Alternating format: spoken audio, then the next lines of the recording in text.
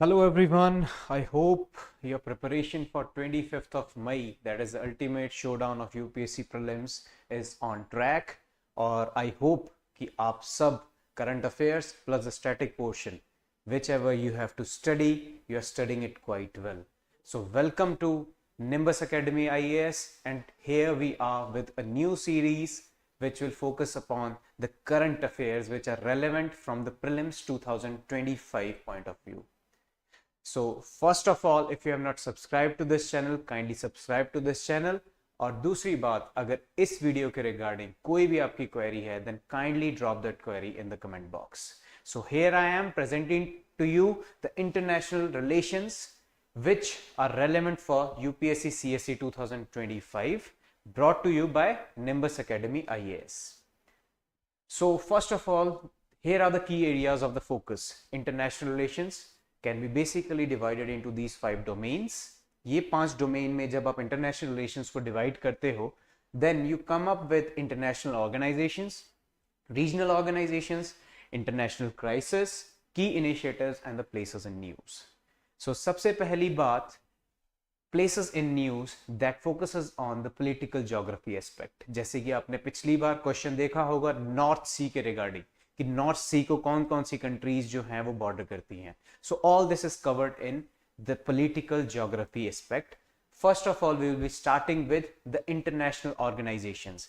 देखिए अक्सर होता क्या है कि यूजुअली करंट अफेयर्स को पढ़ते पढ़ते we tend to focus on what is more relevant with respect to the places in the news, but हम लोग ये भूल जाते हैं कि there are a few organizations which are always important with respect to the UPSC examination. और यही चीज है जो फोकस करेगी इंटरनेशनल ऑर्गेनाइजेशंस के ऊपर. इंटरनेशनल ऑर्गेनाइजेशंस में कुछ बॉडीज हैं which you can never negate whenever you are preparing for this exam. So these are those bodies. सबसे पहले the father of all the organizations as considered United Nations Organization. So we will be going into what is important with respect to United Nations Organization with respect to the UPSC Prelims 2025. Then we'll be focusing on UNCLOS, ICJ versus ICC, G20 and India's presidency. कि G20 जो summit India में हुआ था उसमें India की presidency के बीच में कौन कौन से ऐसे इनिशिएटिव्स थे जो इंडिया ने लिए हैं. Because UPSC के examiner can give you a list of those initiatives and then you will have to strike off which are not there in the list. Then SAARC versus BIMSTEC. देखो SAARC एक ऐसी organization है which has come back into the news because of all the known reasons, and BIMSTEC की recently summit हुई है which was attended by our prime minister, so it becomes all the more important. तो इन दोनों के बीच में countries की कौन कौन से common countries है, कौन कौन से different है, that you should be knowing. Moreover, BRICS and its expansion. BRICS has expanded as a body to become a 10 nation body now, and what are those 10 countries you must be knowing. Eventually we'll be focusing on ASEAN, Middle East Quad, that is I2U2, NATO, and then the Five Eyes Alliance. So moving forward, the first, as I said, the father of all the international organizations, United Nations Organization. So delving into the key aspects of this organization, सबसे पहले it was established in 1945 by the Bretton Woods Conference. So you must remember this, 1945 Bretton Woods Conference gave us the United Nations Organization, governed by the UN Charter, which is binding on the states. So examiner can go into the depth that whether UN Charter is binding on the states or not. Yes, the UN Charter is binding on the states, but binding on the state, it doesn't end the story there. This is because bind कौन करवा रहा है, who is enforcing it, and अगर कोई country उस charter को नहीं respect दे रही है तो उसको punish कौन कर रहा है. All this is done by the ICJ, that is the International Court of Justice. ICJ के बारे में हम अगले स्लाइड्स में धीरे धीरे पढ़ेंगे. Eventually, it has got 6 key committees dealing with day-to-day affairs. You need not remember what is there with respect to the committees, कौन कौन सी committee किस किस चीज को handle करती है, because that question is least expected and that is irrelevant with respect to the examination. But हमें ये जरूर पता होना चाहिए कि what are the 6 principal organization, six principal organs rather of the UN. So UN organs, first and foremost, and the most important organ of UNO, that is UNSC, United Nations Security Council. आई बार आपने सुना होगा कि India is vying for a permanent membership in UNSC, that is a Security Council. So why is it so important? This is because it is one key organ of the United Nations organization which can give India an edge in the international affairs. So United Nations Security Council, it is responsible for maintenance of international peace and security. देखो दोस्तों, usually हम कहते हैं कि United Nations has failed as an organization. But eventually, if we see after the Second World War in the 1940s, there has not been a world war since then. So somewhere or the other, United Nations and the United Nations Security Council has been successful in preventing the world war.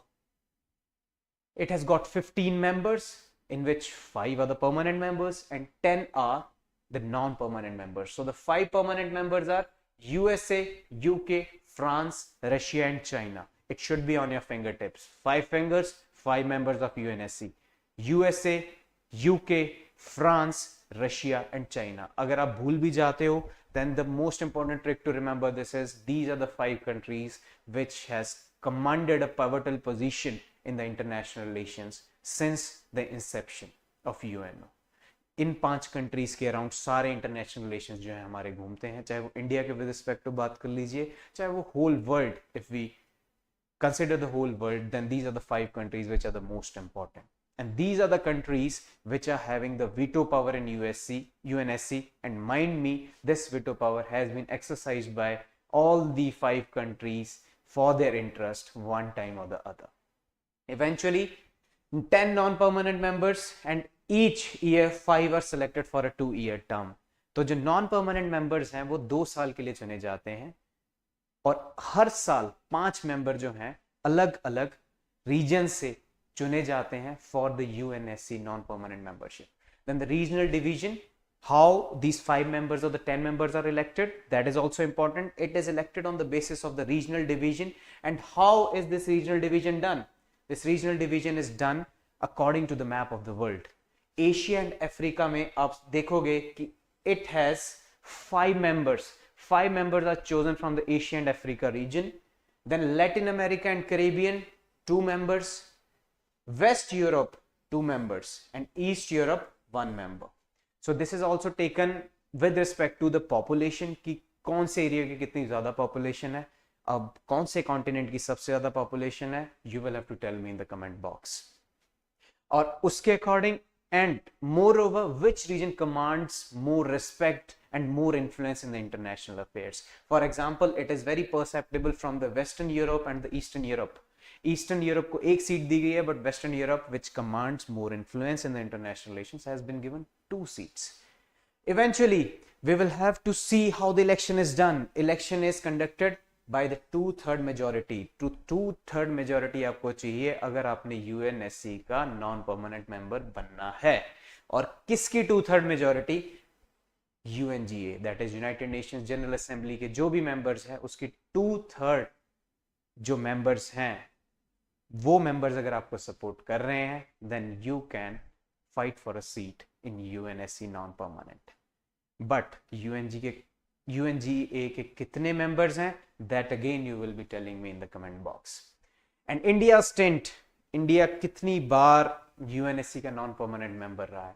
It has been 8 times. So if the examiner goes into this respect, कि whether India has been the non-permanent member for 6 times, 7 times, 8 times or 9 times, then you know the answer. It is 8 times, or it has been in 50-51, 1950-51, post-independence, 67-68, 72-73, 77-78, 84-85, 91-92, 2011-12 and 2021-22. So you need not remember all the years, but rather you should be knowing कि सबसे पहली बार India को non permanent membership कब मिली थी. That was in 1950-51. This is important. And the second most important कि the latest stint of India as non-permanent member of UNSC, that was in 2020-21. So this is what you should remember.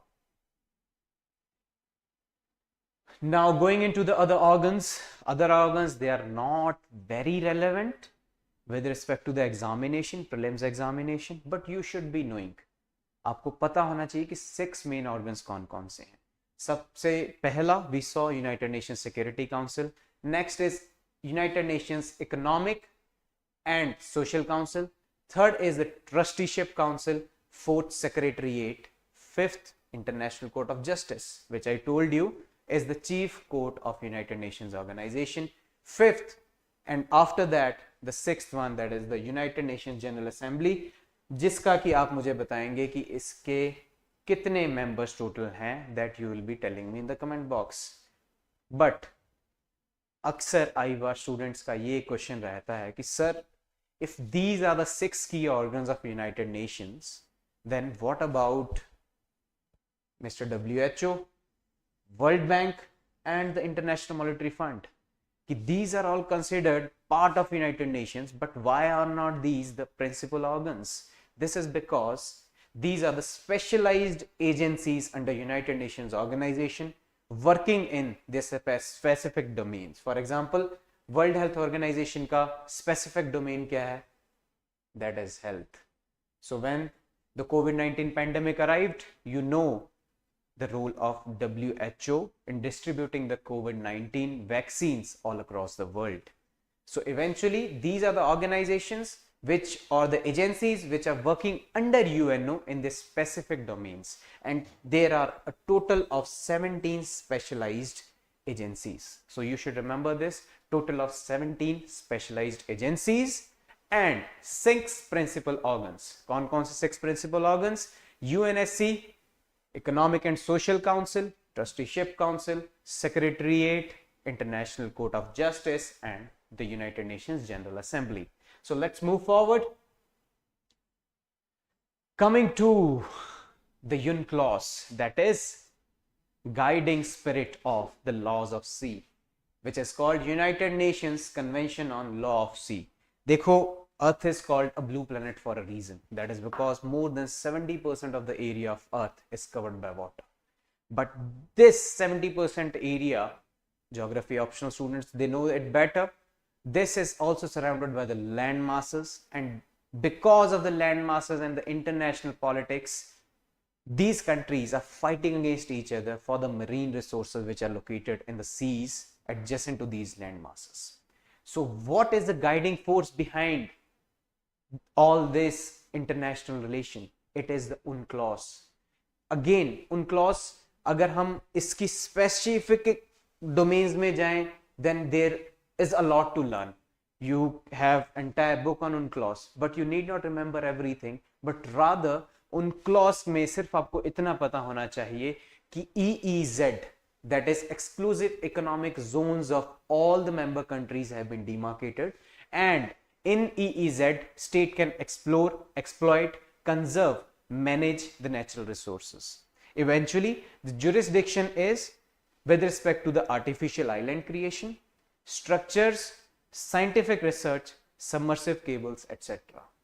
So when it comes to India, and India wants to establish any artificial island in its exclusive economic zone, is it possible? Yes, it is entirely possible because UNCLOS does permit it. लेकिन EEZ कहाँ तक demarcate होता है? That you will have to study a little.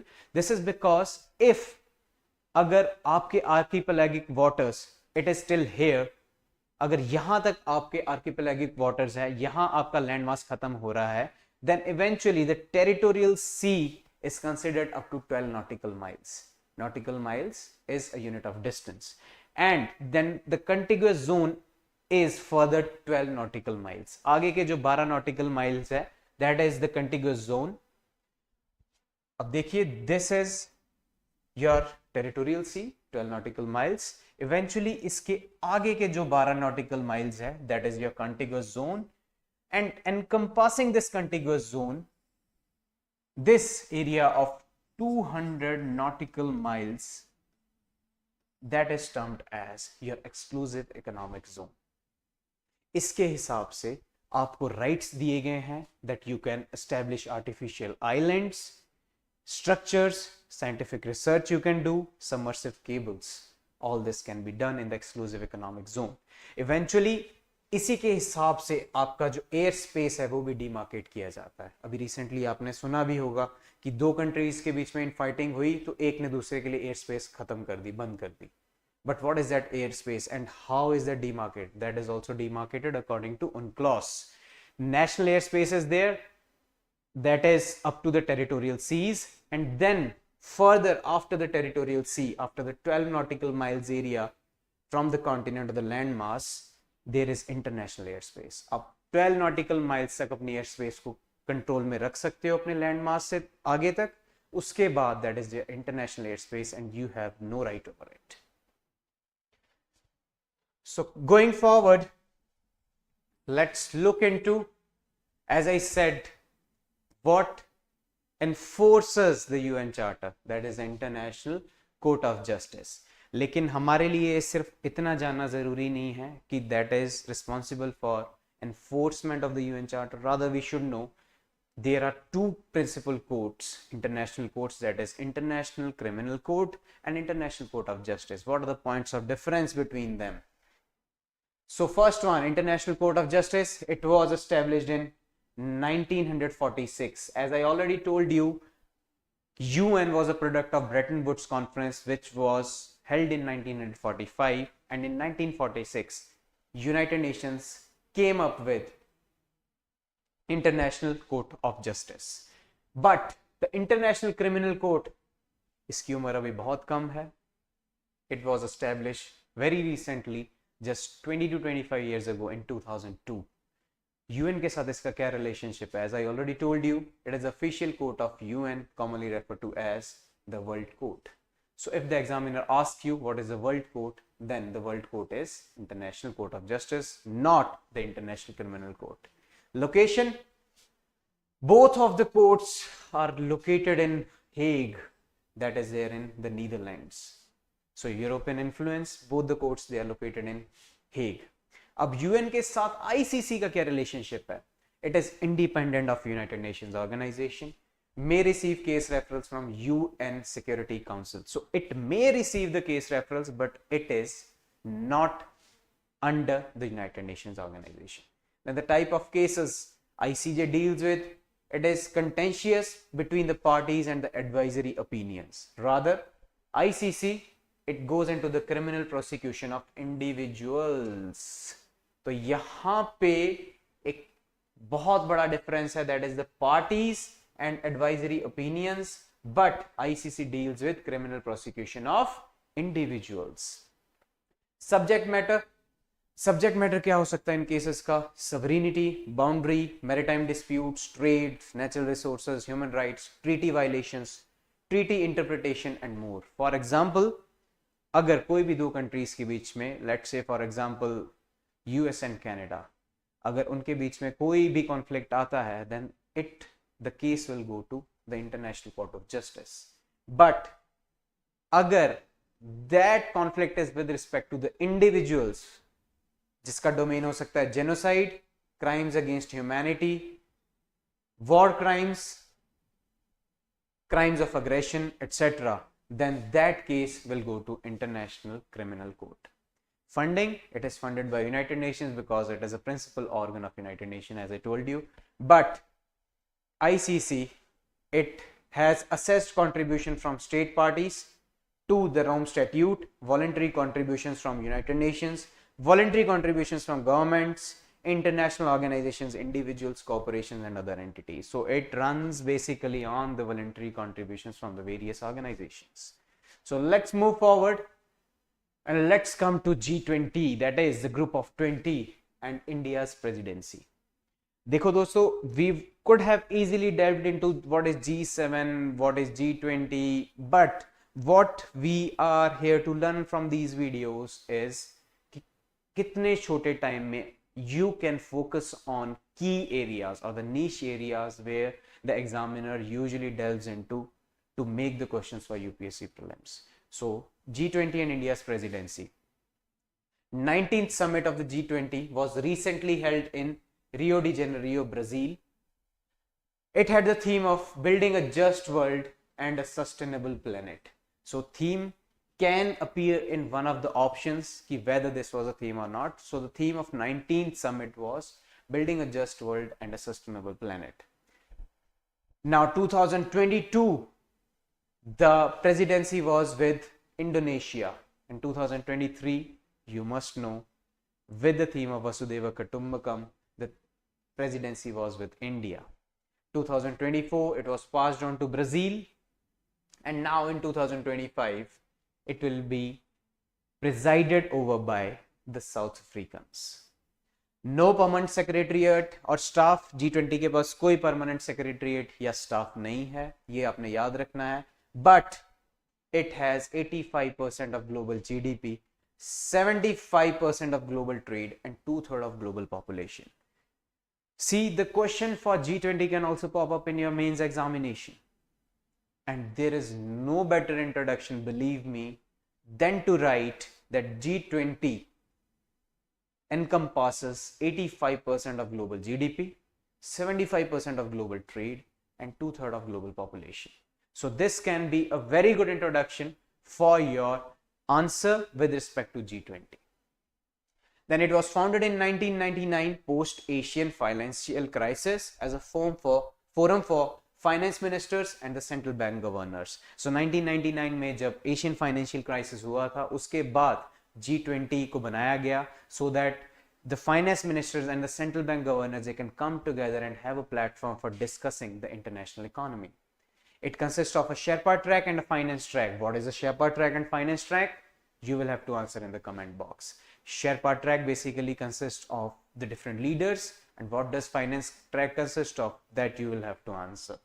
Eventually, it has 19 countries. देखो अगर कोई आपको कहता है और the examiner says कि whether it has only countries, G20 में सिर्फ क्या 20 की 20 countries हैं? No, G20 has 19 countries plus European Union plus African Union, which was recently inducted under the presidency of India. So this is how it is. The G20 has been divided into 19 plus European Union plus African Union. These 19 countries, you can just read the names of these 19 countries. You need not remember each and every country among them. Then moving forward, initiatives under G20's presidency. As I told you, examiner can give you options of these initiatives, and then he or she might ask you to eliminate among those options ki whether this was under India's presidency or not. सबसे पहले Jaipur Call of Action, which addresses trade and market related challenges with respect to MSMEs.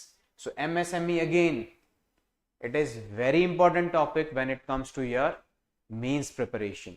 So सबसे important Jaipur Call of Action, it addresses various trade related aspects with respect to MSMEs. MSME, that is micro, small and medium enterprises. Then Deccan High Level Principles of Food Security and Nutrition. Global Biofuels Alliance. So biofuels are emerging fuels of future. So Global Biofuels Alliance was also under India's presidency. It focused on biofuel adoption in the whole world. Global Digital Innovation Alliance.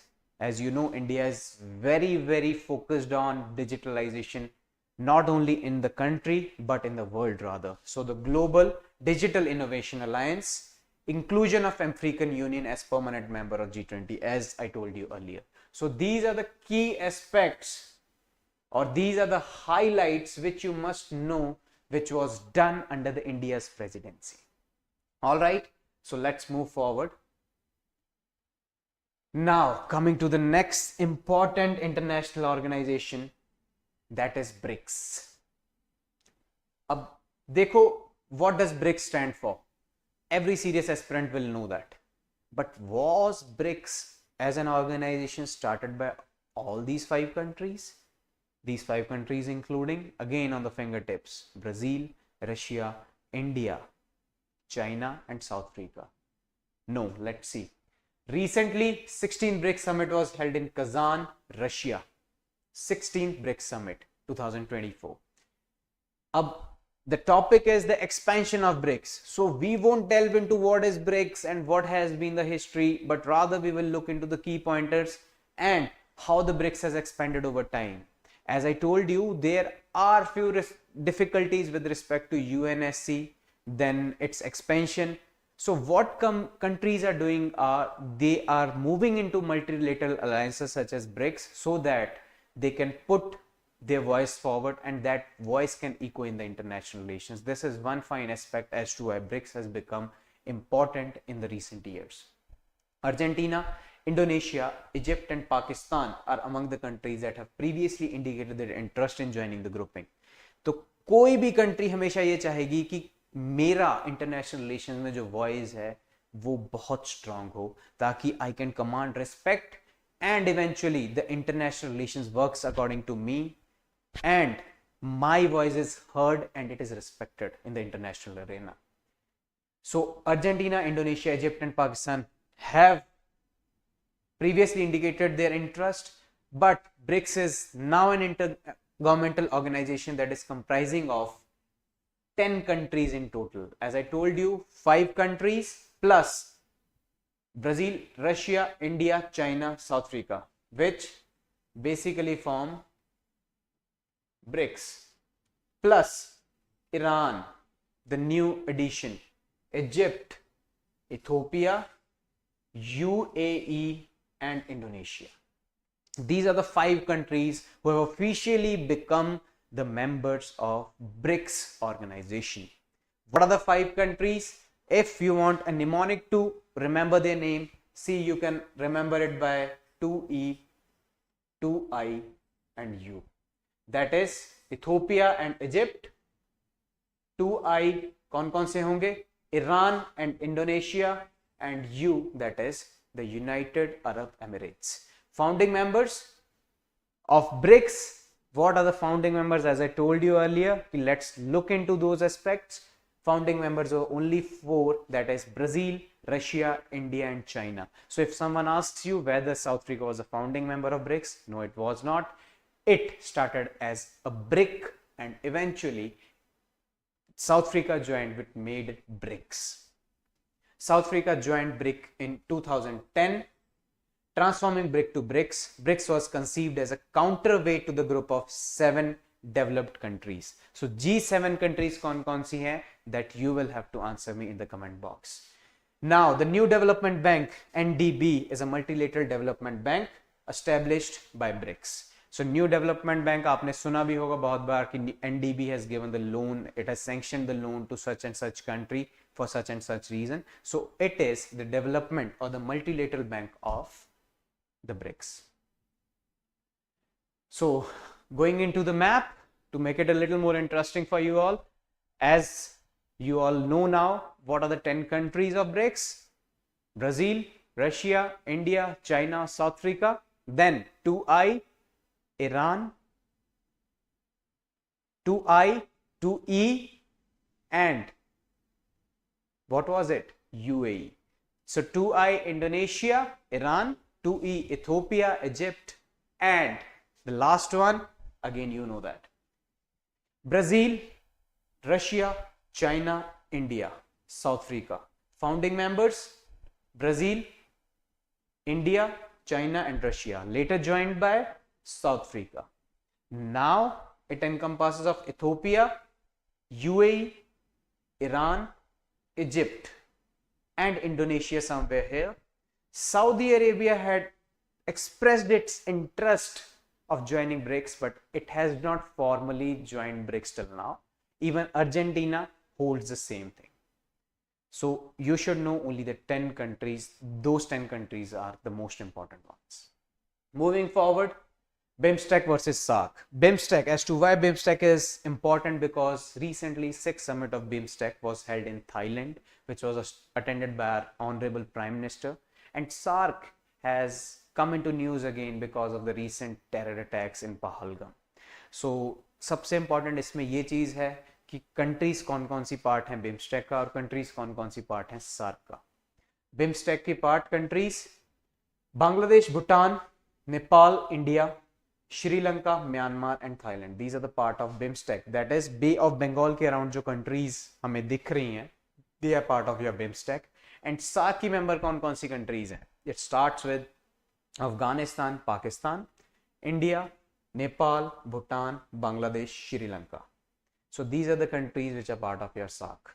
अब इसमें आपने ये देखना है कि common countries कौन कौन सी हैं। Common countries R India, Nepal, Bhutan, Bangladesh and Sri Lanka. These are the common countries which you'll see in both the organizations, and other countries, they differ. Coming towards your ASEAN, that is your Southeast Asia.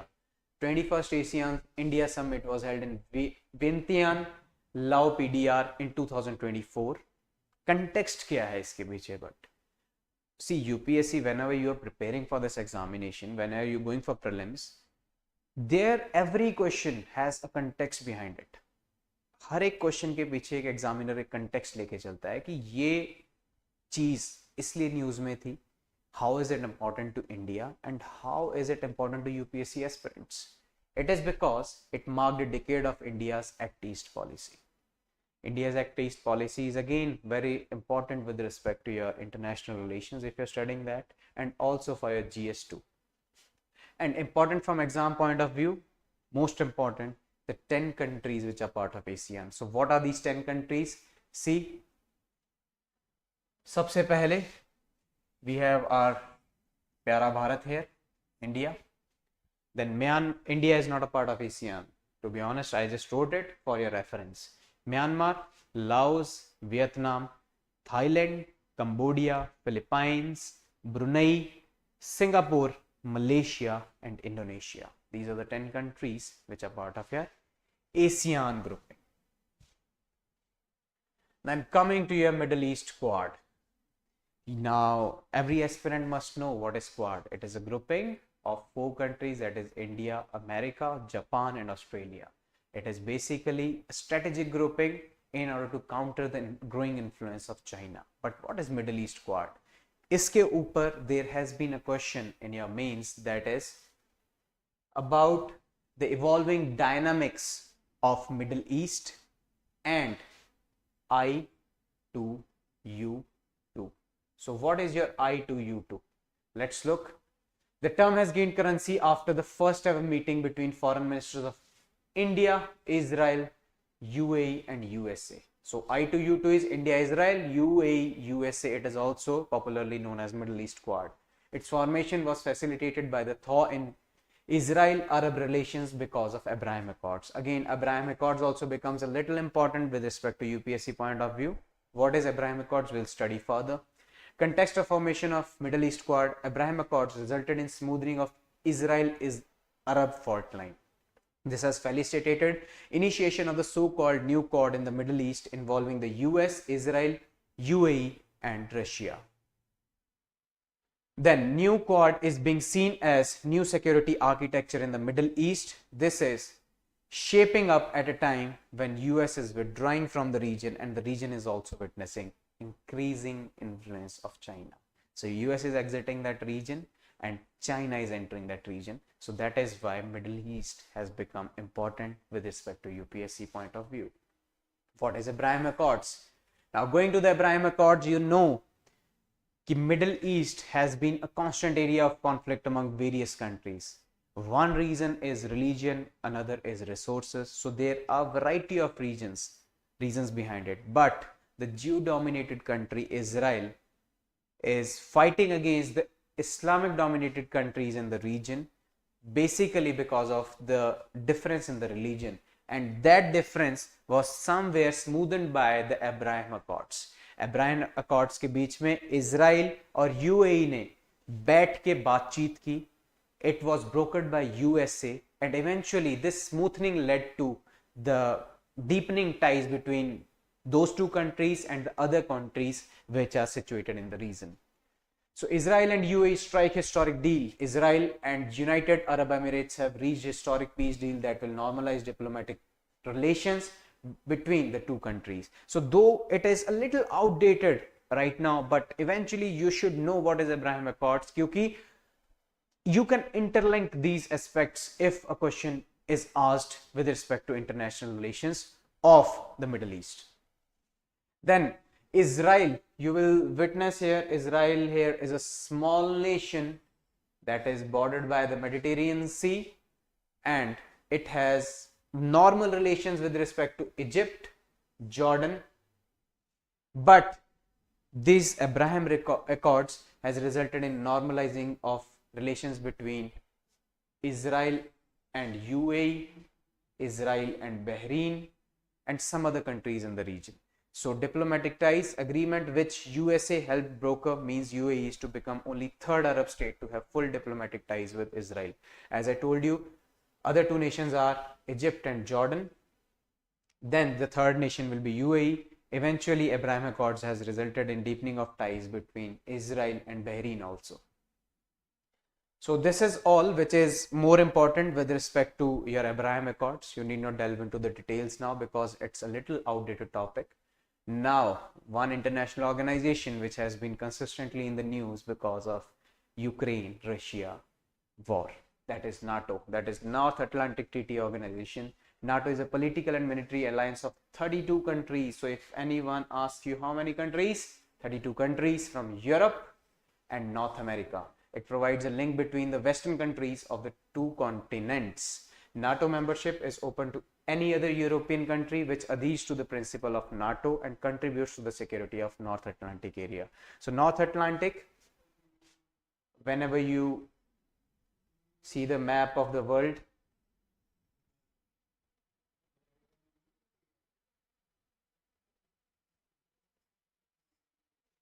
this area you see here, that is a North Atlantic.